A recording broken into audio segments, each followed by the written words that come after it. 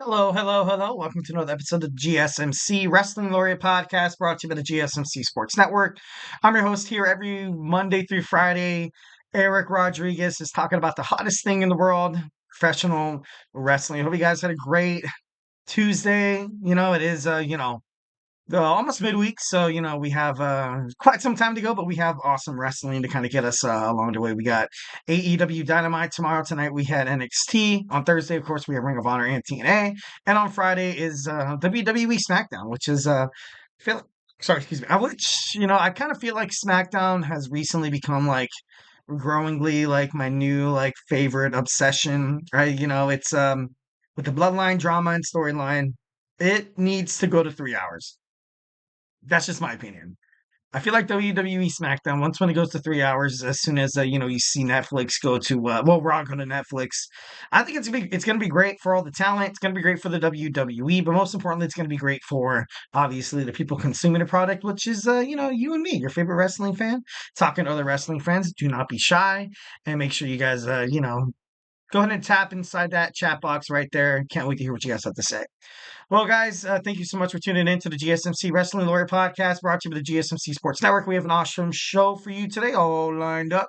Today, we're going to talk about some WWE Monday Night Raw. Then, we're going to talk about WWE NXT. And then, we're going to talk about my reaction just recently. I've been so busy. It's been crazy, absolutely nuts at work.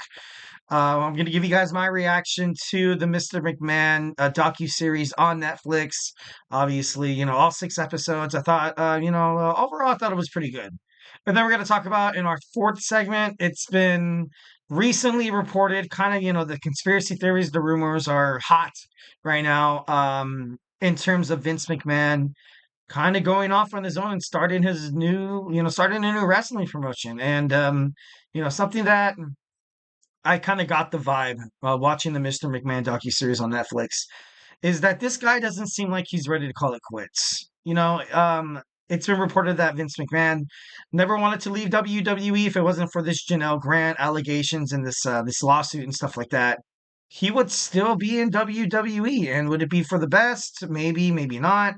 I doubt. TKO would let him come back after all the BS, after everything that past wrestlers have kind of said, past divas, and it's just but overall I felt like although it seemed like the documentary did trash him in some sort of aspect, there was a couple times where I was like, you know what? It seemed like, like when they were interviewing Hulk Hogan and Trish Stratus and stuff like that, when, they were basically asked, hey, is Vince McMahon demeaning you guys, forcing you to do things you don't want to do? They're like, no, he wasn't. It was all for the eyes of entertainment. So he definitely had some, there was definitely some gray areas. A lot of people were kind of, were speculated thinking that this would ultimately kind of trash the reputation of Vincent Kennedy McMahon, former CEO and chairman of WWE. But in a way, I feel like it was. I think he kind of got off easy, if you ask me. But that's just me. In our fifth and final segment, something we do every Tuesday, we talk about today in wrestling history. I take you guys in my DeLorean, gun it to 88 miles per hour, and drive in the past of this day of October 29th. Damn, it's already the 29th. That's crazy. Wow, time is flying by, and not in a good way. Well, no, no, no. It's not that it's not in a good way. Obviously, a lot of people. I love the holidays. I love the feeling that you get. Once when you're hanging out with your kids, and obviously the kids love Christmas and with Thanksgiving. It's a nice warm feeling. But the only thing that I see, baby, is dollar signs, dollar signs, dollar signs, dollar signs. Time to get back into credit card debt. But overall, it's for the family. It might be commercialized a little bit, but at the end of the day, it's I don't know. It's always really cool. It's kind of creates that fuzzy feeling that you kind of yearn for once when you're an adult. Obviously having kids keeps you young, especially on Christmas. They can't sleep a wink. All they want to do is open up presents, and then they sneak down to kind of see the Christmas tree and stuff like that. What I kind of do with my kids is I tell them that Santa Claus doesn't come unless you guys are sleeping. Like he knows, he knows. And then while I'm in the garage, wrapping presents like an animal, I'm just kidding. No, it's fun. It's fun. Obviously, all for the kids, baby. All for the kids. All right, before we move on, I want to remind you guys to go ahead and hit up the tips and donations link at the GSMCpodcast.net. Also, hit up that super chat, whether if you got a burning question or hot take in terms of professional wrestling or just something you've been dying to get off your chest here at the GSMC Sports Network. We are all ears. 1,010%. The show is all about keeping you guys in the loop, making sure you guys feel like your voice is part of the mix, and don't be shy. Drop your thoughts inside that chat. Obviously, if you want to make sure that if your comment, question, or concern, if you want it to get noticed on air and talked about live in front of millions of viewers, go ahead and hit up that super chat. It's that $sign below that chat box. Anything that you put in there will be guaranteed to be featured on the show, maybe talked about, perhaps maybe even debated about if it's a juicy topic. And it's pretty awesome once when the audience has a lot of engagement. Plus, it's a great way to support our channel here at the GSMC Sports Network. Kind of helps us keep the lights on all these amazing podcasts with these amazing podcasters with a passion for sports who have one goal in mind: bring you guys the best, most entertaining, the hottest breaking news, basically all the content that you guys wish to consume from any of your chosen sports provider, whether if it's ESPN, Fox Sports, or wherever. Here at the GSMC Sports Network, we definitely pride ourselves on keeping you guys in the loop, making sure you guys feel like you are part of ultimately, the conversation. So like once when we're talking about news, whatever you guys have to say, it's going to be noticed. It's going to be noticed. So, it's always cool to, to attend and watch these shows. It's pretty cool. We are super grateful, obviously. Thank you guys in advance. We are super grateful for each and every one of you guys who joins us here daily on the GSMC Sports Network. Obviously, we owe it all to you guys. So let's go ahead and keep this party going. Let's keep this conversation, in the loop. Send in those super chats, those super stickers, because you guys are super awesome. And together we will make sure this podcast is bigger, better, and stronger than ever. Once again, if it's super chat, not your thing, it's all good. Go ahead and hit up the tips and donations link at the GSMCpodcast.net. Tell me what you like, tell me what you don't like. Just remember to Superman punch that like and subscribe button to the show. Follow the show, follow the network here at the GSMC Sports Network. We do love a lot of peace, love, and positivity at 1,010%. But of course, in terms of talking sports, it's inevitable. Criticisms, some disagreements are going to happen. It's all good. Feedback is a gift. So don't be shy. Just just go and drop inside that chat. Drop inside that chat, Mike. We can have a good one. We have a good conversation, me and you. All right, moving on. All right, let's talk about some WWE Monday Night Raw, the final Raw before WWE Crown Jewel in Hershey, Pennsylvania, at the Giant Center. And overall, I thought it was a decent show. We saw Jimmy Uso and Jey kind of talk it out. I kind of ultimately liked it that Jey Uso was a little, he was skeptical. He was ultimately kind of having this, interaction with his brother. And he told him from the get-go, he's like, look, last time I saw you, we were beating the hell out of each other. You were basically, you were kind of treating me like Roman used to, and it just, really not seeing eye to eye with Roman Reigns just yet. But of course, when you saw SmackDown, come off the air, Jey Uso was proud that he was able to help the Motor City Machine Guns dethrone Tama Tonga and Tonga Loa of those WWE tag team titles on SmackDown. So kind of like an eye for an eye kind of thing. I definitely love that. You kind of saw them, embrace each other. They're back to normal. Ultimately, I kind of saw, them feuding was not necessarily a way for, Jimmy and Jey to hate each other for the rest of their wrestling careers. I didn't think that at all. I thought it was nice how, it was at the time it was for the storyline. And at the time, Jimmy Uso was a little, he was a little aggressive toward his brother, obviously. But it was just all for the name of the family. It was just all exactly what Roman kind of wanted, at the time during WrestleMania 40 season. So, I thought ultimately it was kind of cool. We got OTC chance. I thought Roman Reigns was going to come out. To be honest, I was kind of looking forward to it, but it's Monday Night Raw, so it's not like it's going to happen. So I was kind of interested in in that. So then, of course, you saw the Bloodlines, Tamatonga and Tangaloa arrived for a cheap attack. So the Usos beat them up. Solo Sikoa and Jacob Fatu were there as well, which led Fatu going into the ring. Fatu super kicked Jey and headbutted Jimmy. Tamatonga hit a running splash on Jey. The fans were chanting OTC for Roman Reigns. Solo sent the chair inside the ring. Fatu put the chair around Jey's neck while Jimmy was being held by the Tongans, but Jey threw the chair at Fatu's head. Jey and Jimmy hit super kicks to knock the Tongans out of the ring. Jey with a super kick hit Jacob Fatu, and then both Usos super kicked them outside of the ring. So definitely thought it was a great. I thought it was pretty cool. It was nice to kind of see these people, Jimmy and Jey ultimately come back together and prove that I don't think they should have ever kind of be broken up as tag team.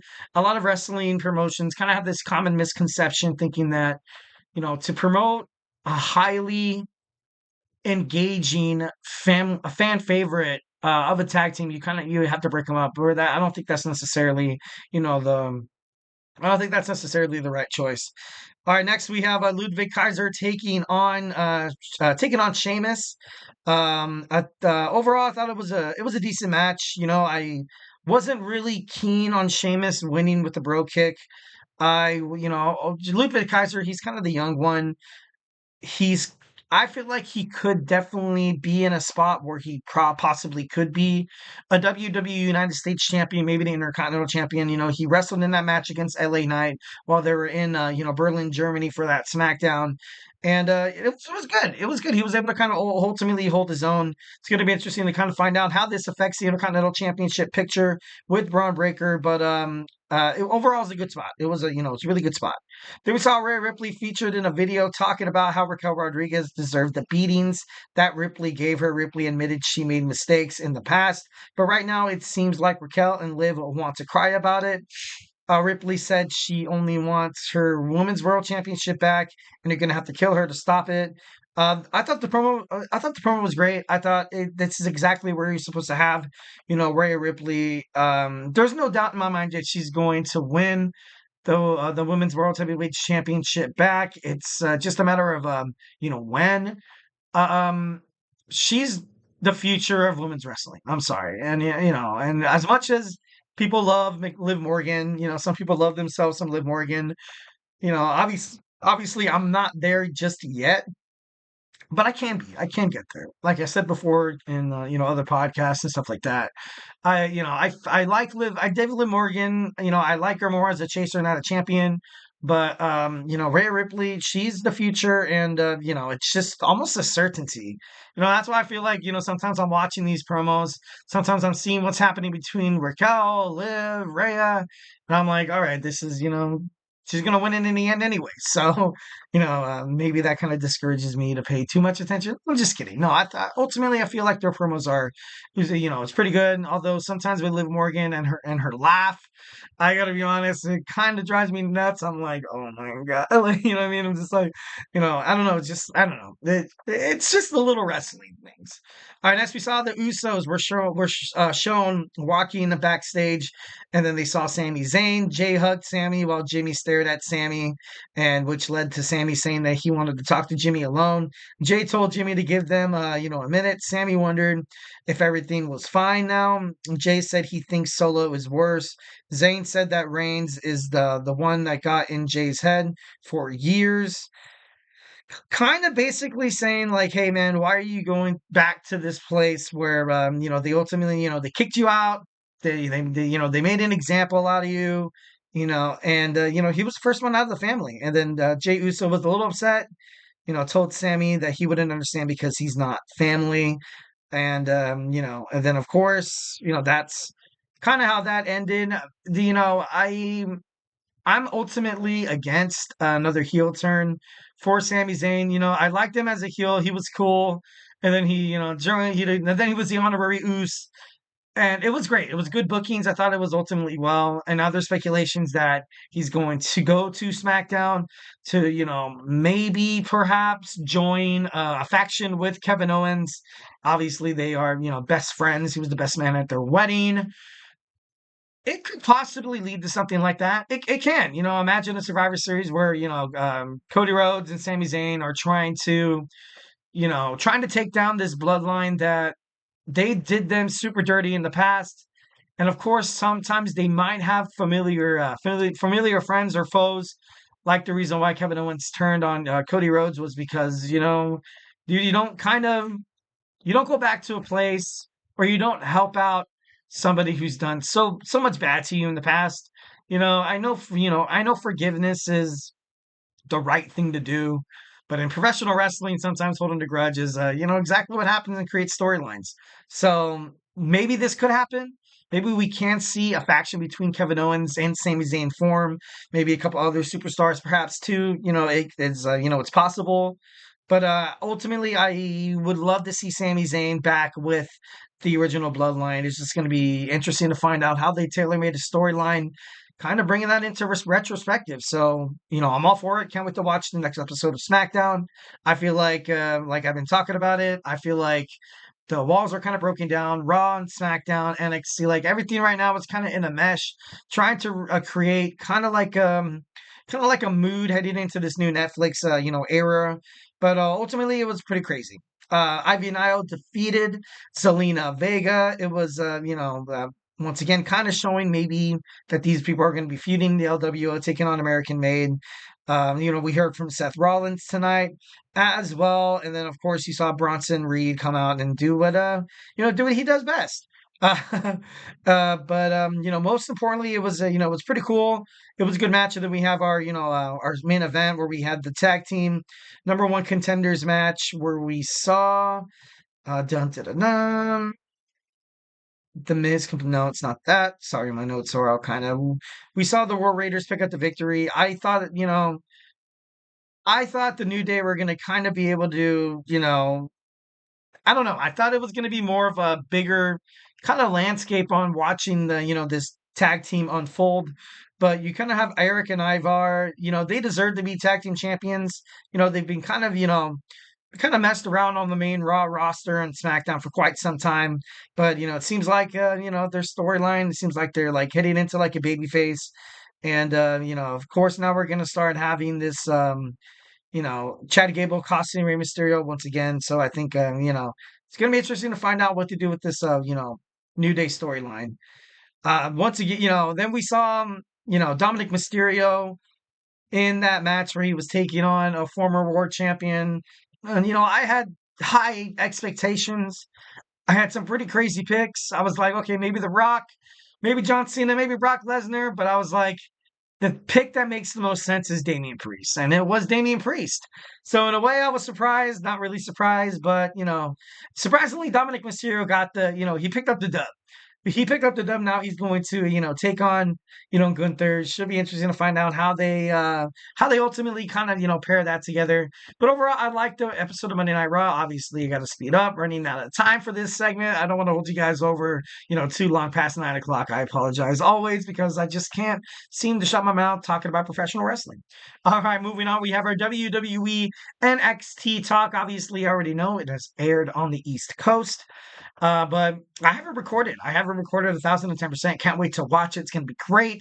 A lot of great, great things happening from the fallout of, NXT Halloween Havoc, which was, a success in and itself. So we're going to talk about that when we come back. So, hey, do not go anywhere.